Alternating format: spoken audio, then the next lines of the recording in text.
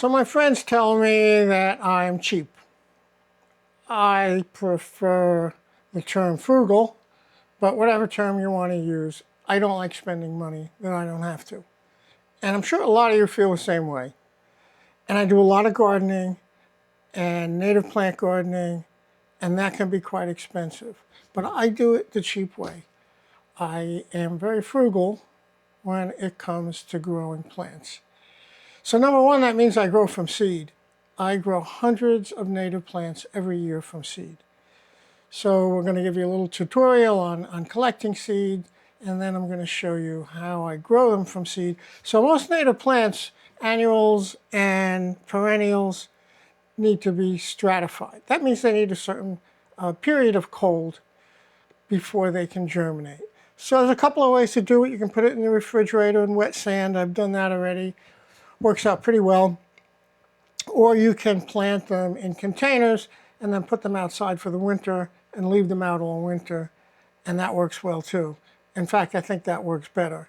And you can do a lot of plants that way. And I literally grow hundreds of plants every year.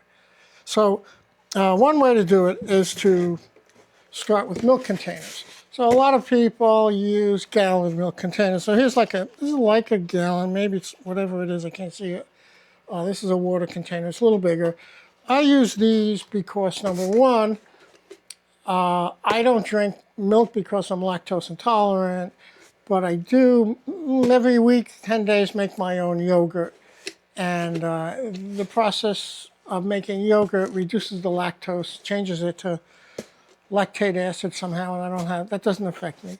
So my containers are mostly half gallons, which works out fine for me because I don't need to grow 50 plants of a species. You know, I'm happy with maybe 15 or 20, and this works out fine. What we do with these containers, we drill holes in the bottom. I'm sure, you know, there's a million videos online on how to do this. I'm just going to show you the quick way. You drill holes in the bottom. You cut about 3 inches from the bottom. You take some moist soil, put some moist soil in like that, plant your seeds, tape it up, and then put them outside. This works good for me, especially for smaller seeds or if I don't want to do a lot of plants. If I'm going to use larger seeds and I want to grow a lot, like this year I'm going to grow a lot of common milkweed because people are asking me for restoration projects that they're doing for next spring. And I have a couple of restoration projects that I'm doing. So in that case, I use a container like this. This is from organic spinach. You can get lettuce in it, different things. And it's bigger, same thing. I've drilled holes in the bottom. I don't know what that is. It's probably like between an 1/8 and a 1/4 inch drill, to be that specific. Make a lot of holes in it. I will fill this up with soil. I'll fill several inches, maybe 2.5 inches with soil. And then I'll plant my seeds and water it. And then we're gonna go get some seeds. And then when we come back, I'll show you how we do this. I'm gonna process them first and then we'll take it from there. And then I'm gonna give you some other tips on being a cheap gardener, you know, being frugal, saving money, and honestly helping to save the planet because we're repurposing all these things. These would, you know, they could go in the recycle bin. More than likely, they're not going to get recycled. They're going to end up on a landfill. So we want to repurpose as much stuff as we possibly can in order to keep a lot of this stuff off of landfills. So that's a big thing too. We'll talk about that a little later. Okay, let's go get some seed. For free seeds, it's pretty easy, you know, just if you know the species that's in seed, just come and pick them. There's thousands of them. These are aster seeds. These, oh, look how pretty that is. Aren't they pretty? This is, look at this.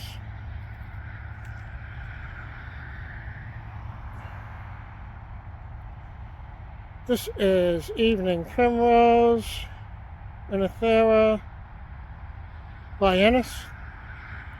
Look at all those seeds. And they're just free, you know, for cheap people like me. Look at that. Here are Rudbeckia seeds. I know the sign says don't pick the flowers, doesn't say anything about seeds. Anyway, this is my garden. But listen, I tell people all the time, come here and take seeds if you want to grow these plants. You're welcome to take all the seeds you want. So that's how you start a cheap garden. Go out and find some seeds. Okay, we are back, and we've collected a lot of seeds. And I processed them, and I put them in envelopes. This is just some of them. You can see how many different seeds I have here. Like I said, I grow hundreds of plants from seeds. So there's a couple of different things we're going to do. First of all, this is a Soysium discolor. This is a native thistle, really important for the garden, really important for specialist bees, butterflies. This is a great plant. And I have some in the garden now that will bloom next year, unless the voles eat it all, because they've been doing a number on me. But I definitely want to have some more. I've been putting some hot pepper around them, and that seems to be keeping the voles off. So hopefully I'll have some blooming next year. But in the meantime, I have some seed. So I mark the container so I know. And I mark a tag that I will stick in there. Let's just do this real quick. We just put some soil in. So these are a good sized seed. Let's see if I can find them.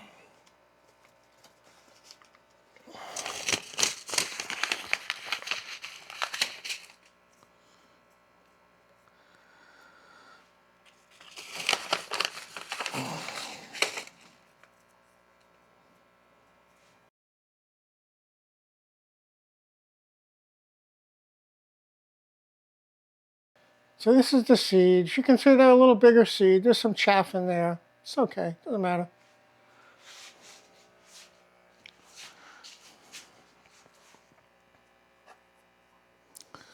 We'll put them in, we'll press them down so they have good contact with the soil. So these are bigger seeds. I'll put just a little bit of soil on top of them. I will stick my tag in. Okay, and now what I'm going to do, I'm going to tape this shut. So I have some very cheap masking, what is this tape?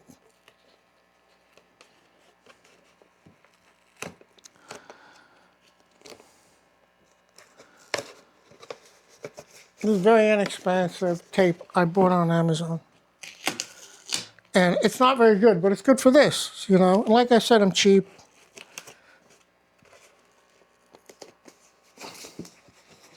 Okay, so now the name is clear. There's drainage holes in the bottom. We leave the top open, so they'll get a little bit of moisture from the top. So as far as watering, I could have hit them with the spray bottle, these bigger seeds, or I can put it in a container like this with water on the bottom and let it soak up. And again, this is repurposed. You go to the restaurant, you take some food home. I always take food home because I'm cheap. And they often will give you a plastic container like this. It has a top on it. These are great, So I use this to soak seedlings in, okay? And then I'll use this as a saucer for some of my house plants, so I don't have to go buy them. And this would definitely end up on the junk pile, And we don't want that. Eventually it'll break down and go into the ocean and become microplastics. The animals and humans will ingest it. So we want to keep as much plastic off the landfills as we possibly can. And I will use this for the rest of my life. I don't know how long that is. But I mean, if I was a young man and I lived another 40 years, this would still be good, Okay. I'll put that here. Next, we're going to do a very tiny seed. So this is Monarda punctata, spotted bee balm.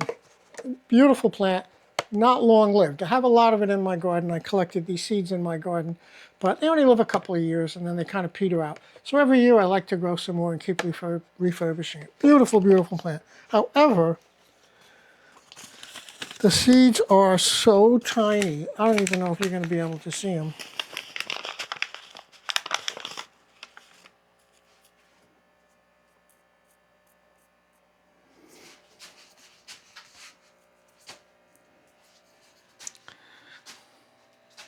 It's those little tiny specks. It's not even the bigger pieces in there. So we do this one a little bit different. Get them in there. Again, I've had pretty good luck with this species. Some species you don't get great germination. This species I've done pretty well with. So we sprinkle them in here, and then we press them down, and we do not cover these because a lot of these tiny seeds need light to germinate. So if you cover them up with soil, they may not get enough light and they may not germinate well. A little bit more. I've had really good success, like I said, with this one. Now this one I definitely don't water from the top. I only water from the bottom because if you water from the top, it may sink down into the soil and then you'll have the same problem. Okay, we'll put some of this cheap duct tape around it. I almost forgot to put the tag in there.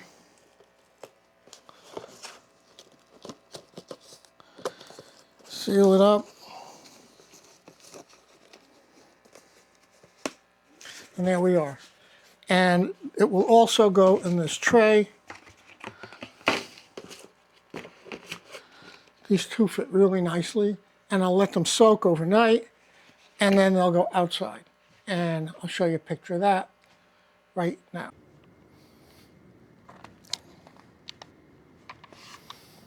Okay, so it's just a few of them. Eventually this will all be filled.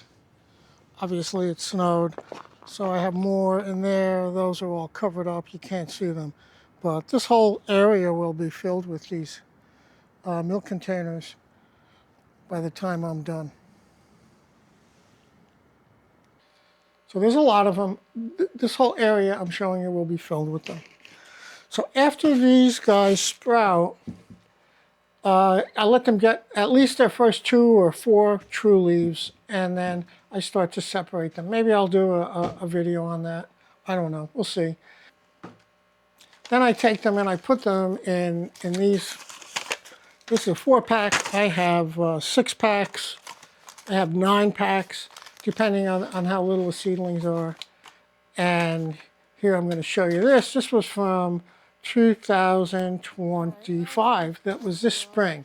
So it was seeds that I planted in 2024. And this is just a small amount of them. You know, I had already given a lot away. I had already planted some. And that's the front yard. The backyard, I have tons more. So I grow a lot of plants, you know. And you can see they're not all native plants. I do a few geraniums. I have some pineapple lilies and, you know, some ornamentals that I grow for myself because I like them. But in my gardens, my native plant gardens, my pollinator gardens are almost all native plants. You know. And that's it, you know. That's how you can grow plants. Oh, you know what I wanted to show you? Never mind, hold on. Talk about repurposing things. Okay, so here's like a good 4-inch pot. Again, holes drilled on the bottom of all these. This is a ricotta, I guess is the English way. You know, my Italian father would say rogot for making manicotti, you know. Again, this will last forever. So when I make my yogurt, I need a starter often. If I don't save enough of my own yogurt for a starter, I'll go to the store and I'll buy yogurt just to do a starter. And I save the cups. And, you know, I don't know if you can see, they all have holes in them. And I use these a lot. So this is like a 3-inch squat pot. And I have a lot of these. You know, I've been saving them over the years. Anything. I don't even know what was in this thing, a little plastic thing, but I put holes in it and I'm going to use this as a pot. I don't have to buy pots. And they're not going to end up on the landfill. You know, pickle containers. I have holes in them. This is a nice 6-inch pot. This will last forever. You know, and here I tell my friends save me their their pots because they all know how cheap I am, and you know, they save me their yogurt containers and whatever, a bigger regatta pot, whatever they get. You know, so I don't buy pots. I'm cheap. You know, and I'm proud of it. And I'm helping the environment by keeping this stuff off the landfills. I hope so. So this is, you know, something that you should do. You really should do. We need to help save the planet. We need to grow a lot of native plants. And, you know, those of us on fixed income, but right now the way the economy is, it's everybody, you know. We need to save money. Money's a little tight right now. Food prices are high, blah, blah, blah. We all know that. So this is a good way to do it. Be frugal, be a frugal gardener, grow a lot of plants. And I hope you like these videos. You know, you can tell me how you're being frugal. I'd love to know it. Give me ideas. I'm always open for ideas.